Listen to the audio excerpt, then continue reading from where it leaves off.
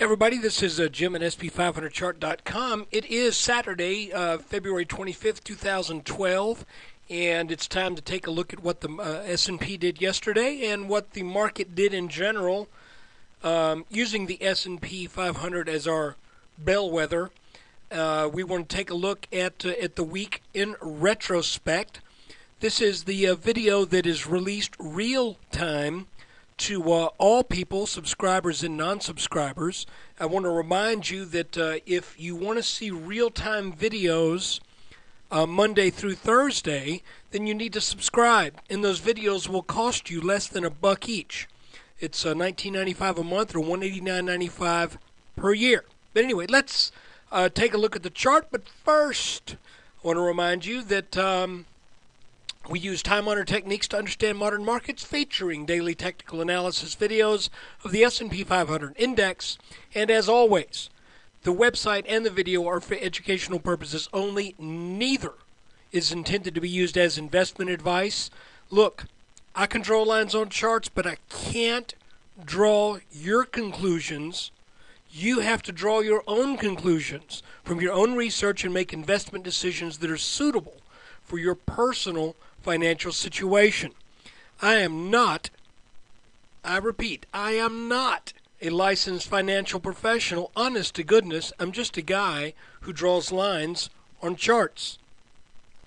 And the first thing I want to do is address a problem that some people have been having with the live chart that I post at the end of every trading day. That is a chart that includes my markings, and it is a live chart because the next day you can see the S&P move around on the chart and see if it obeys the lines. So anyway, look, people have been saying, look, I open up the live chart and this is what I get. I get a range over here in price, or most people just say it's blank. But you can see you got a range in price from a penny to 21 cents in the S&P, and I'm going, I don't think it's crashed that bad. And then, but if you look closely, you'll also see that the dates are all in the future. What's up with that? Well, let me show you. Down here in the lower right-hand corner where I'm wiggling my mouse, there is a light blue range device, and this range device can be slid around on the chart, and when you slide it over to the gray area that actually shows some data, then your chart comes into view. So that's what's been going on. This thing for some reason defaults opening to the far right, and you need to slide it over to the left.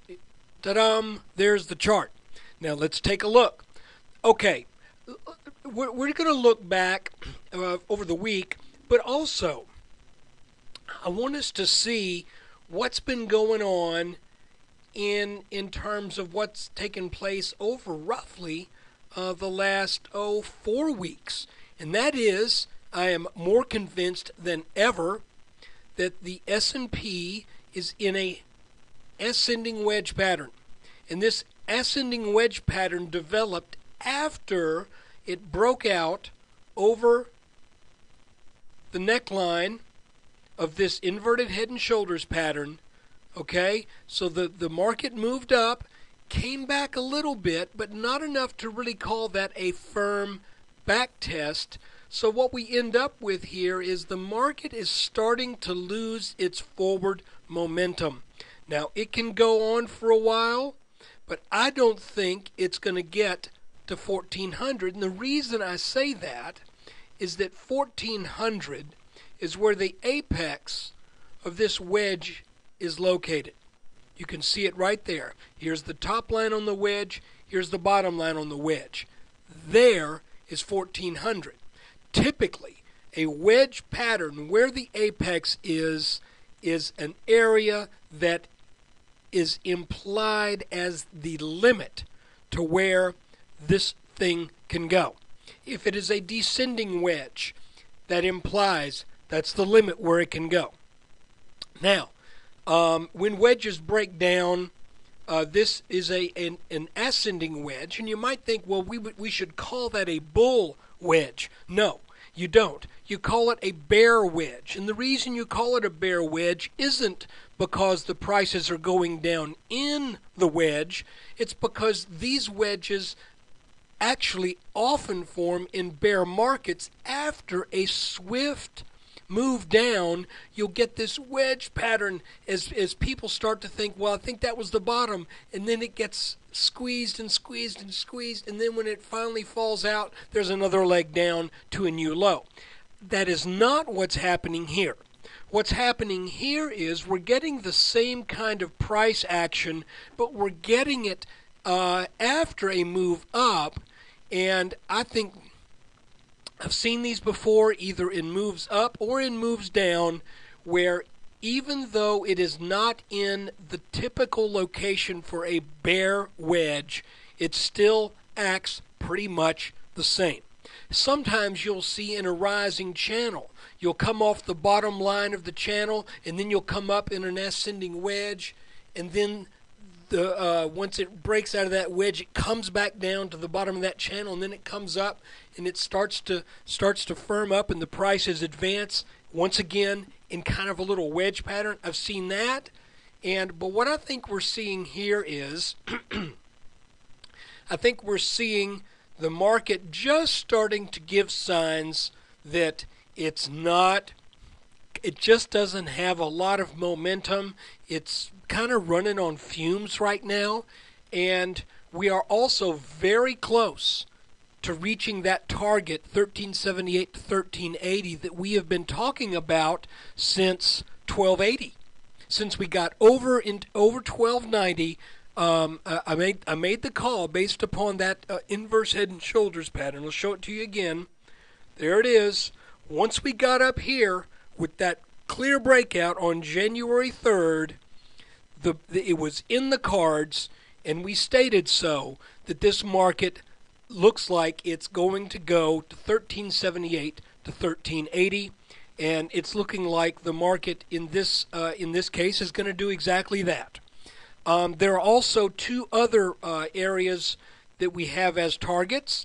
We've got this little pattern right here, bounded by these light blue lines. This pattern is something of, it's almost a triangle, not quite. It doesn't have a perfectly formed top, but it's got a breakout move that it did here, and if we add that to this top line, now if we add it here, then it's not quite as impressive what the target is, but I'm leaving this line here. We get a move there implied of 1370. One could almost say that was met on Friday, on yesterday, the 24th. But then we got another little pattern, much smaller.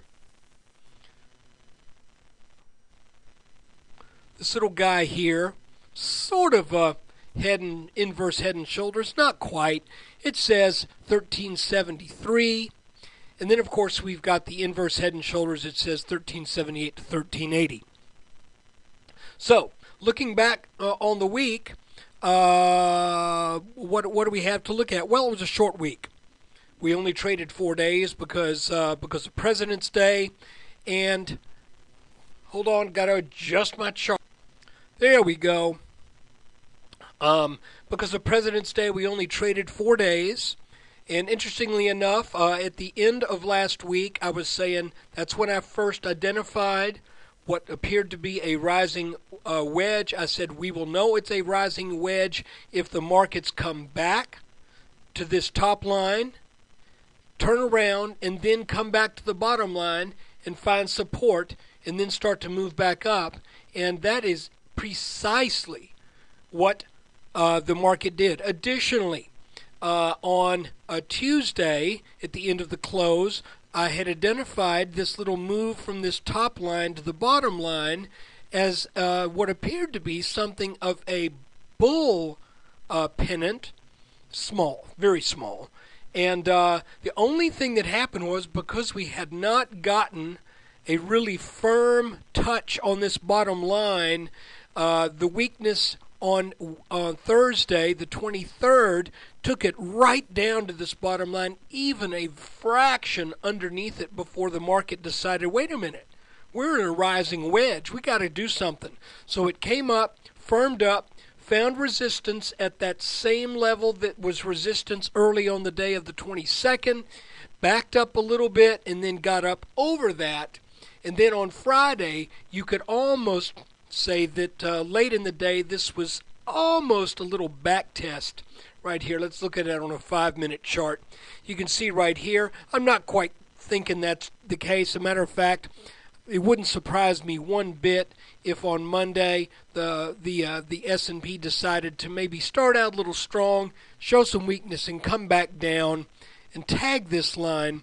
But I do think that we'll likely get that move on up here by Tuesday, that will be up around 1378, 1380. That's what the chart says. Now, bear in mind, every single pattern that's ever been observed on a chart, every trend line, whether it is resistance or support, eventually, well, I say everyone, but in a rising market, there are corrective moves, and whenever this bottom line moves, then I think the market is likely poised to give up a few percent.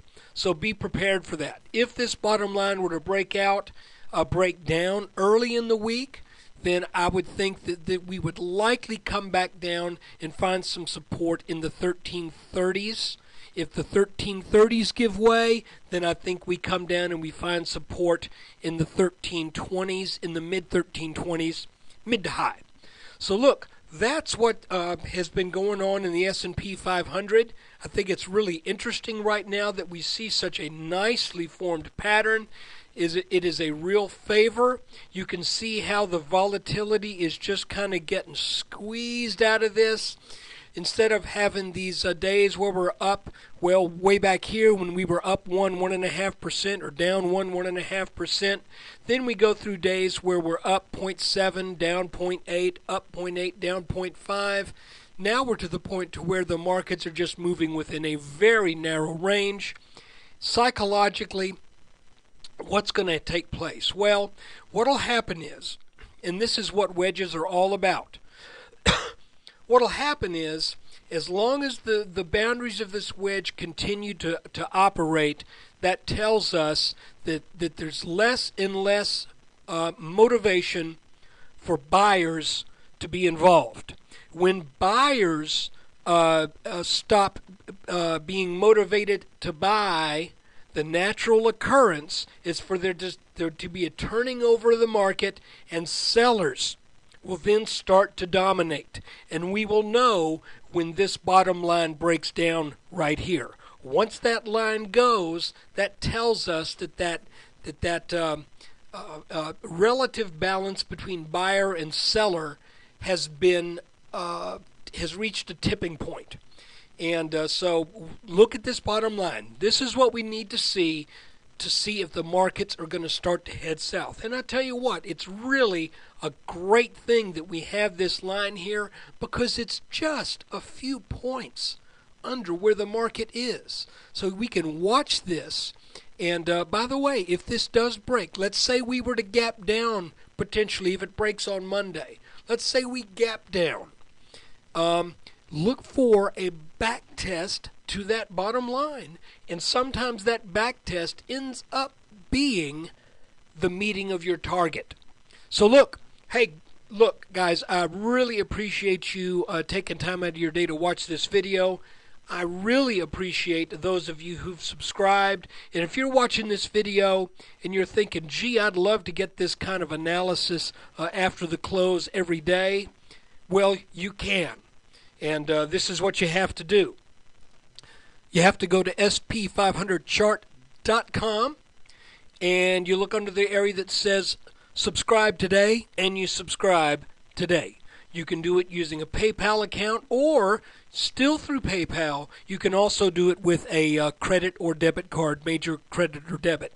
It is $19.95 a month, $189.95 a year, and you get a video virtually every day. I am shooting for 100%. Realistically, it'll be probably 95 to 98%. So anyway, great. Appreciate you watching the video. Take care. Let's see what the markets bring us this upcoming week.